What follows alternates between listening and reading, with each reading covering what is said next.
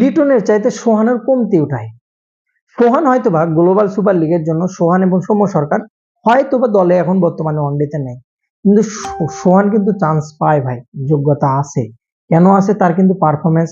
আপনি যদি দেখেন যে রংপুরের যেভাবে সে লিড দিচ্ছে, রংপুরে যে পারফরমেন্স করছে, শুধুমাত্র অধিনায়ক কোটায় খেলছে তা না, পারফরমেন্সও কিন্তু দুর্দান্ত, প্রস্তুতি ম্যাচের পারফরমেন্স দুর্দান্ত, বিপিএল এর দুর্দান্ত।